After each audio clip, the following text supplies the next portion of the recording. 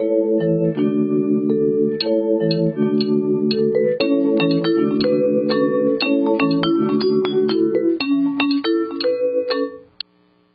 afternoon, everyone. I'm Shauna Randolph, spokesperson for the Edmonton Humane Society, and welcome to our February Edmonton Humane Society's podcast, coming to you live from the fusedlogic studio in Sherwood Park, Alberta, just east of Edmonton. Coming up in this month's show, welcoming new adorable arrivals to our city in our latest California Canine Cuties animal transfer that just happened. We'll also clear up a few misconceptions that we keep hearing about the program. Stay tuned for more on that. Also coming up, all about a great adoption program we have to place special, wonderful felines into barns or shops where there are mousing problems. And it also gives these cats a second chance at the same time. It's our Barn Buddies program. And an inside look in our shelter, the great features of our stunning building, and an overview of our programs and services that we can offer the public because of our wonderful shelter compared to where we used to be in our old one. And as usual, we have Evan Adnams from fusedlogic behind the scenes running the show along with us. He's running the chat show. Hi, Evan. If you have any questions that you would like answered during the show, just ask in the chat room and we'll try to address it here on the show before we wrap up. But first, a look at what's been going on at the Edmonton Humane Society since our last show. It's time for our month in review. And there is never a dull moment in the animal shelter world. This past month, some Canadian dog transfers of note as we welcome some special new residents into our shelter, a crazy busy adoption and admission month to tell you about, and the story of an adorable, loving dog given a second chance thanks to our medical staff. Here it is.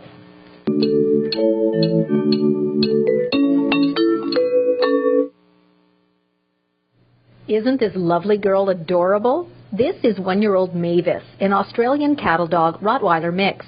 She came to us from the local group Sundance Canine Rescue in January. Our medical staff noticed her favoring her front left leg.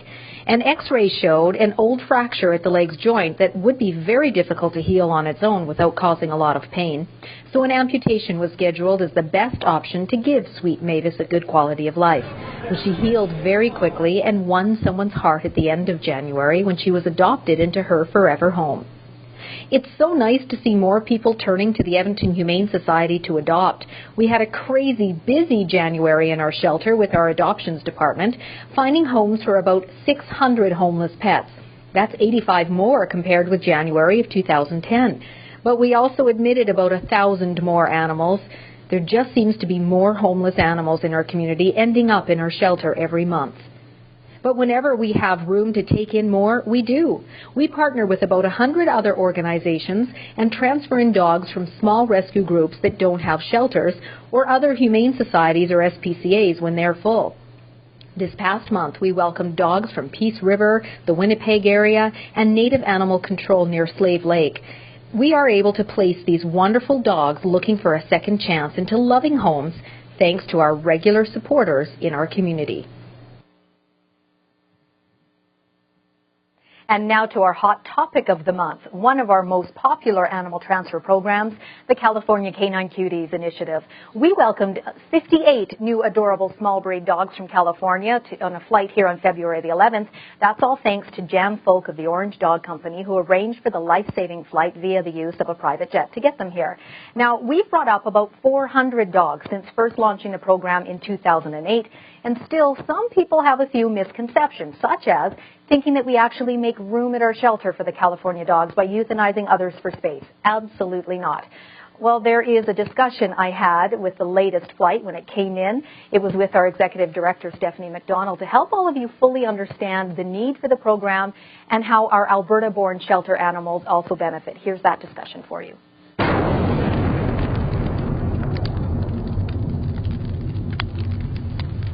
So, Stephanie, let's talk about a lot of the misconceptions. We've had this program for about 2.5 years, but unfortunately some people still think that the Edmonton Humane Society makes room for these dogs, and that's not the case. That is absolutely not the case. We're very excited to welcome these dogs in, but we really make sure that the timing is going to be good in terms of our statistics and how we can absorb these dogs into our system. And the beauty of them is they come spay and neutered. We just have to make sure that their behavior is pretty solid so that we can put them back out in the community. And really, lo and behold, in 3 days or 4 days, they're all gone, and they're in their forever homes. So really, it doesn't really affect the shelter too much. And we can still continue to do the support with the rescue groups and the transfers in that we do on a regular basis from all the Alberta-based rescue groups and as far away as Manitoba. That's right. On a regular basis, we partner with about 100 different organizations here in Alberta or across Canada or this one across the border. So it's not just California. Yeah, that's correct. And we have the opportunity to help this community down in LA that desperately needs that little extension of a transfer program. And the beauty of this is they're little dogs, and people want little dogs in our community. So there you go. Kijiji and all of the other places that people go, we can supply those animals, and everybody wins because they're rescue dogs and they're homeless dogs, and they weren't bred specifically just to come to Edmonton and be in our shelter. And these are really nice dogs. I mean, some people say, well, what's wrong with them? There is nothing wrong with them that we've seen other than they're just beautiful and cuddly and will be welcome into a home and really be an extension to your own family. But we haven't seen anything wrong with them at all. Right. And that's what we want to say to people is make Edmonton Humane Society your first stop when you're looking for any animal, especially these small breed dogs. Absolutely. Don't go to Kijiji or any other online ad or a pet store if pet stores are still selling dogs. Because you can get one here. It's already spayed or neutered. It comes with microchipping and the first set of vaccinations and much more in our adoption package. You don't get that with the other ones, and in many cases they originate from puppy mills and those other sources, right? That is correct. And if there's something medically wrong, we'll continue to support those animals after they're adopted. So if something does happen, you can bring the animal back. So we have a pretty good return policy as well. Right. And you mentioned we do this when we're able to have a room in the shelter. And all of our adoptable animals stay up for adoption until they find a home, unless they have some sort of a medical issue that has to be treated. But there's no ticking clock. There is no ticking clock. Sometimes animals don't do well on the adoption floor. I just want to remind everybody that we are not a sanctuary, and the intent is not to keep animals in for an extended period of time. We like to see animals in and out within about a 2-week period. So, and at the very most, anything past 2 weeks, we start getting a little worried, and we do increase some of the programs that we have to keep them behaviorally and mentally okay. And keeping the mental stimulation is very difficult. Could you imagine, being in a 4x4 wall for months on end? And that's just not right. So another benefit of this program is that it draws more attention to the shelter, and people come, they think they want, let's say, one of the Chihuahuas, but they fall in love with an Alberta German Shepherd or a cat instead. So the animals we have from Alberta benefit, our adoption numbers spike. Isn't that fantastic? It is. And people are talking. They're talking about the California dogs. They want those dogs, and then they come in and somebody else grabs their heart. So it's fantastic, and some of our bigger dogs get to go home when somebody intended to bring home a little 10-pound Chihuahua. Wow. And now we're up to about 400 that have come up. Yes. And more to come as long as Jan continues and the support comes to the Orange Dog so that we can continue with these flights. That is correct. All right. Thank you, Stephanie. Thank you. Thank you, Sean. So anyone interested in adopting a California dog does need to go through the same process as adopting any animal from us. Check our website regularly to see when they're available. They are clearly identified under the adoptable animal section as being from California when they're up for adoption. And then head down to the shelter in person to meet the animal that you're interested in. And then to, of course, go through the adoption process. And by the way, we update our website 4 times a day, so check regularly. We're going to take a short break now, and when we come back, need a good mouser or know of someone with a barn or shop that could use a cat to help out? All about our Barn Buddies program. Don't go away. You locate your nearest shelter, you go down there, and you pick out the perfect match for you. Me.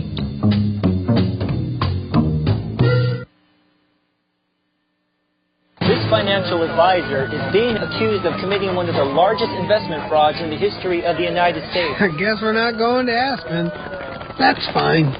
You see, I like tennis balls. He likes insider trading. So he's going to jail and I'm going to a shelter. And no, they're not the same thing. Shelters are for good pets that want to be adopted. Jails are for criminals. I've done nothing. Uh-oh. Okay, I stole a cheeseburger once. I'm a dog. Welcome back. Now to meet some special guests that we have in the fusedlogic TV studio as part of our monthly success story section, where we welcome former Edmonton Humane Society shelter animals and their forever families. Welcome the host of another great webcast show that's broadcast here on FuseLogic TV, Michael Crichton from Michael Crichton Live. Hi, Shauna. How you doing? Oh, very well, thank you. And Ms. Stash with you today. It's her first television appearance. She's a little bit antsy because she didn't get any makeup. There was no catering. It was, you know. No, yeah. We have to give her some frisbees or something next time. Well, thanks for being part of our show. I was thrilled to be part of your show when it debuted here on FuseLogic and wanted to bring you back. And, of course, the connection to the Edmonton Humane Society. When did you adopt Ms. Stash from us? About a year and a half ago, and thanks to my friend Sandy, who encouraged me because I'd been thinking about a pet. I hadn't had a pet for a long time, and I think the wonderful experience for me, I think, is of being someone who hadn't had a pet for a very, very long time. You know, it was a little bit of, you know, apprehension. But the program was amazing, and even from the moment I walked in, I guess I could say she picked me rather than me picking her. That's She what actually happened. But the whole program from there, in terms of just the prep, watching the video, getting her, and knowing that she's been really well taken care of from the get-go, and she's been a wonderful cat. I mean, her behavior from the shelter right home was kind of neat because she got out of her box and almost decided to get out the window in the process. So the drive home was pretty exciting. But she's a wonderful temperament, and she's been very healthy and haven't had any problems. But like I say, I was really well prepared. I bought everything I needed for the first timer again in the store there, which I'm still using to this day. Okay. And she's a very happy cat, and I think it's because the program, obviously, you know, they're well taken care of before you get them, and then. Oh, yeah. Right, aren't you? Yeah. Taken care of. She's a little camera The camera's shy, too. over there. So you in say case she picked you. She did. But after she chose you, what was the deciding factor that you said, okay, this is the cat I'm going to take home? Well, it was really funny. I went back the second day because I thought about it, and then she came and sat between my legs, and another cat showed interest in me, and she very, very, very lightly put her paw out like this to say, "Go away, Mac, he's mine." Oh. And that was what kind of did it for me. She was just immediately affectionate and very possessive in her own way, and she is very affectionate. She demands attention all the time, and she's wonderful to be with. So, right. But the whole process, like I say, from there.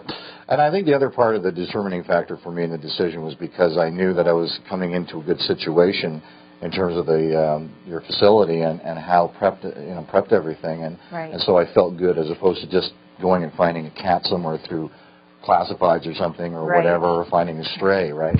So you're really having a good time, aren't you? Is there anything you'd like to say? Well, It was a wonderful experience. Thank you. Can I go now? She's so docile. I mean, the look on her face is, take me home right now. What are you doing? But, you know, you're helping others be adopted too, Ms. Dash. Yeah. Why the name Ms. Dash? Well, because she has a mustache. I thought so. There we go. Black with the little white. Yeah, and that's the other thing that kind of got me. She was just so cute, and so I thought, well, Miss Stash was going to be her name, and she seems to answer well to it. So Yeah. So aside from the fact that you know, already comes spayed or neutered and microchipped and pet licensing and on, what else would you say to people about adopting from the Edmonton Humane Society? Well, I think first of all, choice. You've got a lot to choose from.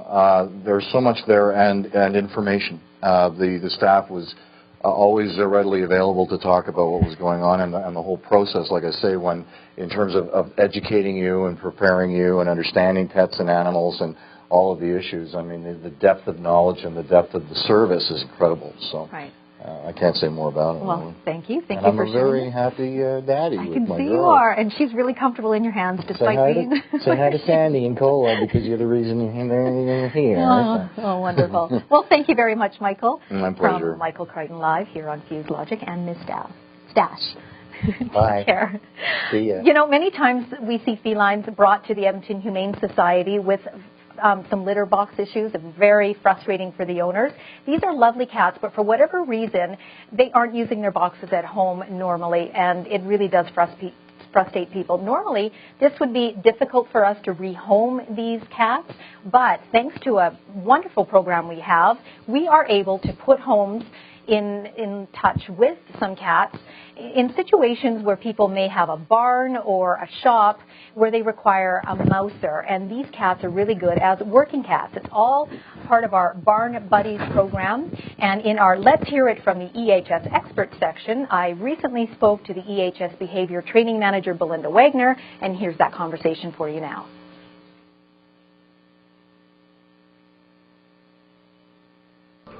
So, Belinda, you have two of the cats here that are in our program. Tell us about them. This is Miarto. He's a 10-month-old male, domestic short hair. As you can see, very gorgeous blue color. And he came in for house soiling, so he is now in our Barn Buddy program. And then we've got Blizzard here. Blizzard's been here since January. Miarto came in a month before. 3-year-old cat, again, defecating in the house. So we have about 10, almost 10 right now, and Yeah. it's usually between 5 or 10 on the list. Tell us about the program. Actually, you came up with the idea a few years ago. I did. I'm primarily spent a lot of years in the equine industry, and with barns come cats and come lots of kittens. So I thought, why not try to help these cats that are already spayed and neutered and just have some house soiling issues, and give them to farmers or people who have shops for free so they can keep the mice down.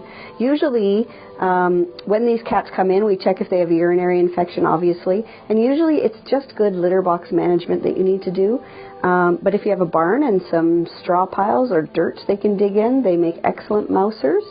And it's just a great way for them to have a second chance at life. Right, because people bring them into us because they're just not able to, for whatever reason, deal with the fact that the cats aren't using the litter box in their home.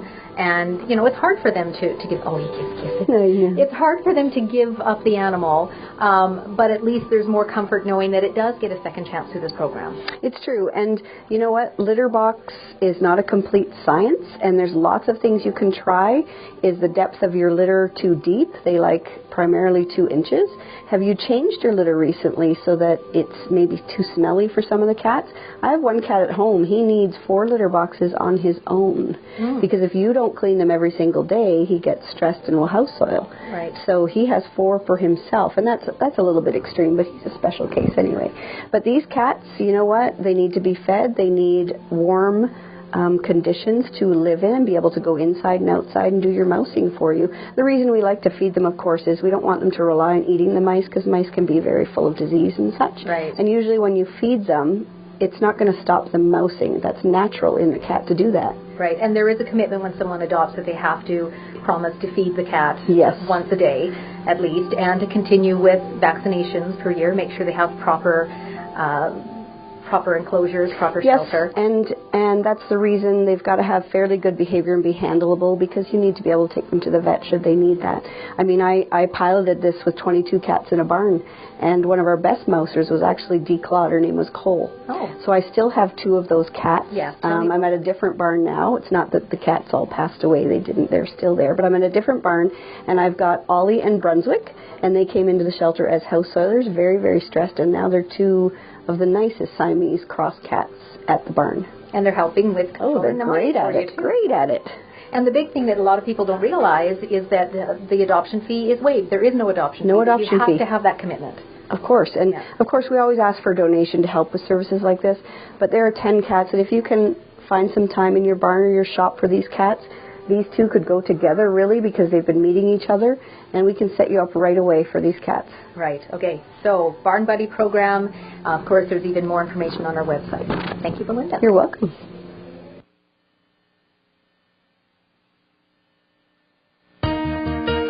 This is the new face of animal sheltering in the city, the Chappelle Centre for Animal Care, housing the Edmonton Humane Society in Northwest Edmonton.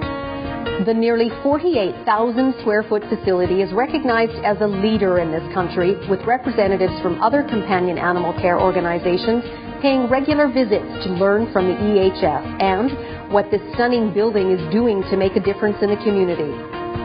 The EHS has come a long way over the past couple of years, thanks to generous supporters like Coventry Homes and countless individuals. This is where the Society was housed before the move back in the spring of 2009, in this tiny structure that the EHS called home for 57 years. It was on the corner of Yellowhead Trail and 66th Street. There was no green space for the animals to enjoy, just sidewalks for staff members and volunteers to walk dogs on, beside busy traffic and through exhaust from vehicles. The building was crumbling and severely overcrowded. It was difficult to manage large numbers of homeless animals and to control the spread of disease among shelter animals once a sick one was brought in. The time for a new home was long overdue. The move into the Chappelle Centre in May of 2009 allowed a new level of companion animal care to be offered in the community. Now the EHS has a state-of-the-art animal hospital built into its heart with surgical suites, exam rooms, an x-ray machine, and a lab. Animals have beautiful grounds to enjoy outside this facility, including walking trails around a natural pond often housing wildlife. And inside, there's much more space for people to enjoy this destination place, and beautiful features like a lovely fountain in the Coventry Homes Adoption Gallery. The larger facility has also made it easier for the Society to make the adoption process for the public more efficient, with Get Acquainted rooms equipped with educational videos for families to watch while their adoption is being processed. The new building also makes it easier for the EHS to offer new programs and services to encourage people to be responsible pet owners. The other benefit is that these services also help to sustain the Society's core programming. The new services are extremely popular. Katrina and Friends Dog Daycare, Central Bark Off-Leash Club, Muddy Paws Self-Serve Wash and Groom, our Canine Enrichment Center's Training Academy, Bingo's Pet Shop, Camp Sit, Stay, Play, and Muttley Crew Kids Club, just to name a few. And the changing face of companion animal care does not stop here. The EHS is already planning an expansion, a future dog boarding facility, all thanks to continued and extremely valued support from people like you, helping to complete families and save animals' lives every day.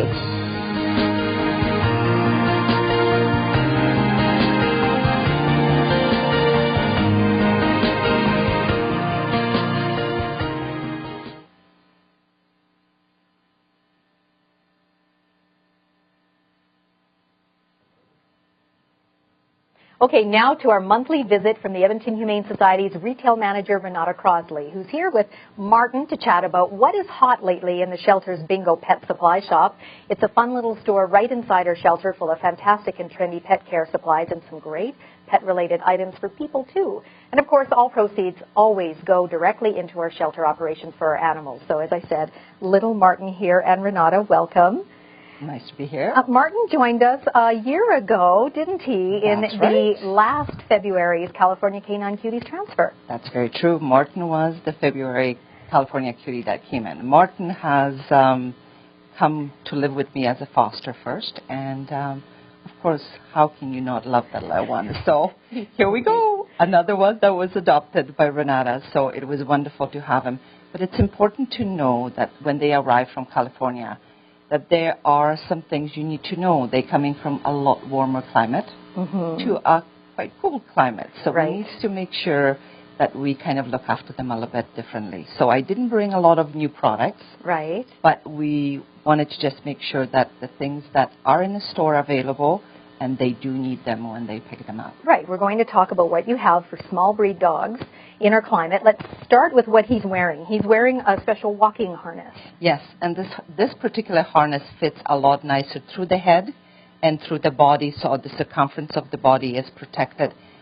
Those leg guys can wiggle out of their wonderful collars really quickly, so a body harness is a lot better for them than just having a collar on them, and it protects them. When you have the harness that it's softer, it doesn't rub on their skin, and they know for sure that they are safe. Okay. Now let's talk about some sweaters. You have a sweater here. I brought one of the sweaters just because when they do come in here, they are chilly. Yes, Martin, you just love to come in here and get right into it. Martin loves his sweater. Because of the cold weather, you find that they need something to protect their body. And for the first little while especially, making sure that they have something on them. The temperature changes. We are from 22 degrees in California to maybe +2 here right now, so they do need something to protect their body. Okay. So that's important too. All right. And then what do you have here? Okay, this is important, and the law would tell you that you cannot drive with having your phone on in your hand. You cannot have your pet in your hand either. So they need to be harnessed into the vehicle, either in a crate or in one of the body harnesses. That this piece goes actually right through your seat belt and buckles in, so the dog is actually safe if you wish to have him on the seat. That's so important because as you said, they're a definite huge distraction if they're loose. Absolutely, Right. absolutely. And it's a ticket of $174, everyone. Yeah. So when they get out of those, okay? Now let's talk about sort of kennels, that sort of thing, in the home. You have an example of something, and let's discuss that. One of the kennels that we carry, we always encourage people to make sure that they get the wire kennels because they can visually see what's going on, but they also make their homes out of it. Okay. So time out when they need to have time just for themselves, excuse me, that's the perfect place for them to be, is to have somewhere where they can be on their own. And of course, don't forget the good old leash that you need to carry at all times, not just a harness, but a leash, so it's very important. Okay. And when someone is adopting an animal, whether it be a small breed dog, a large breed dog, a cat, a guinea pig, whatever, you with your staff really go through very carefully what is essential to help with any animal that they bring in the store, in bingos. Correct. And we also always remind that when whatever animal comes into the shelter, we only know a portion of the story. Are they house trained? Are they not house trained? Those are the things we need to kind of address right away. Don't forget the pee pads because those mistakes will happen. Don't get frustrated. When they know that there's a pee pad, they can go on it, and then we go right back and training them going outside. It's much more encouraged. It's easier to be proactive than reactive. Right. So there's that resource too. Exactly. Well, thank you, Renata. Well, thank you for having us. Very quiet Martin, again from the Edmonton Humane Society's Bingo's Pet Shop right inside our shelter. Stay with us. We're going to take a very short break. When we come back, we'll answer some of the questions that you have put up through our chat room. Don't go away. Yes, ready. Let's go get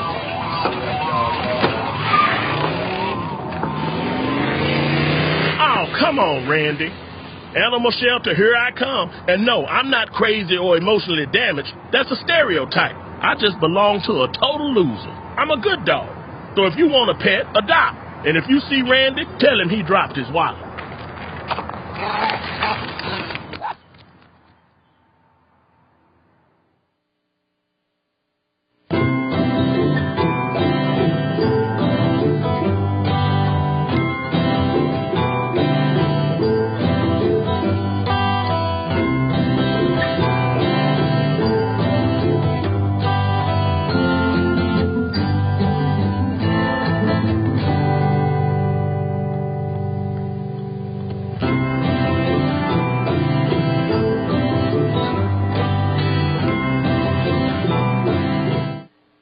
Welcome back, everyone. Remember, at the beginning of the show, we encouraged you to submit any questions that you hope will be answered live on the air. Well, we are doing that right now, and we have a couple of them to run by you and then answer. And funny that they both have to do with the California Canine Cuties dogs. Someone writes, one of the California dogs that I'm interested in hasn't shown up on the website yet as available for adoption. When will it be available? And we get that question a lot. So what we are doing is we're placing up about 10 or 15 a day up for adoption, and they are featured on our website the night before. So our website updates 4 times a day, and the 9:07 p.m. upload is a list and shows all the pictures of those that will be up for adoption the next day. We still have to finish going through all the behavior evaluations and medical evaluations for these dogs, and that takes time. So just be patient for when it will be up for available. And the other question, how much does it cost to adopt one of these dogs? It is $265. That is the adoption fee, and that comes with a very extensive adoption package. These animals are spayed and neutered. They come with microchipping already done to help you identify it if it was to ever not be in your home and then get loose.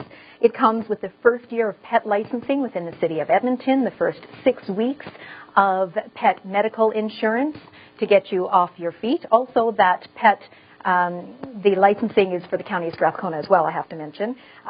It comes with first set of vaccinations, a complimentary vet exam after you adopt it, and much, much more. So it's a really good value. So those are a couple of the questions to answer for you at the end of our show. Please keep that coming in previous or future months on our show. Now, we are at the very end. Half an hour goes by very quickly. I hope you've been enjoying our February show. Coming up next month, how you can keep your own felines healthy and happy indoors. Many are getting stir-crazy these days and are driving their owners nuts, right? Well, this is video of one of my adorable kitties. Yes, I had to throw him in. This is Yoda, who I adopted from the Humane Society. I'm fortunate that my cats right now, all three of them, are not hyper. But many, many cats are in other homes this time of year. And in our Hear from the Expert segment next month, we have tips on what you can do to stimulate your kitties' minds and exercise them in your home. We will also showcase the great things for kids to do in our shelter, kids clubs, day camps, and more. Don't miss that coming up next month. And, of course, much more in our podcast show that we have every month here on FuseLogic TV. Thanks for watching, everyone. Please keep tabs on us via our website, on Facebook, Twitter, YouTube. Catch our March show coming up March 14th at noon. Mark that in your calendars and spread the word that this show will be in video on demand format for others to see through the Humane Society and FuseLogic TV websites in just a few days. Take care and thanks for watching.